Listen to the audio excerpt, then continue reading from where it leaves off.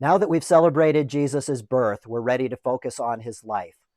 There's very little that we know about those early years, except that when he was 8 days old, he was dedicated in the temple. Sometime after that, he and Mary and Joseph fled to Egypt for fear of Herod. And when he was 12 years old, he stayed behind in the temple. The Gospel according to Luke tells us that things changed dramatically when he was 30. He's baptized by his cousin John in the River Jordan and then driven out into the wilderness by the Holy Spirit, where he's tempted by the devil for 40 days. The Gospels of Matthew and Mark tell us that the next thing that he does is gather people around him to help him do the work that he is about. So apparently kingdom work is a team sport. He meets Simon Peter and Andrew by the Sea of Galilee, where they're casting their nets into the sea. And then he meets James and John, who are mending their nets because they're fishermen. Do you see the common theme there? They're fishing with nets. Why is that important? Well, if you fish with a line, you can kind of decide the fish that you're after by the depth of the line in the water and the kind of bait that you're using, but not with a net. With a net, you catch all different kinds of fish and maybe even an occasional turtle or an eel.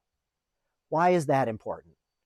Well, I think it's an early indication that the kingdom of heaven is open to a glorious variety of people. What difference does that make? Well, you might ask yourself, are the people that I spend time around just like me? Do they look like me? Do they think like me? Do they act like me?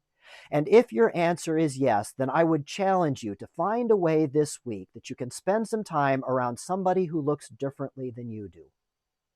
Find a way of trying to understand a perspective that's different from your own. Or try to help somebody who acts differently than you do.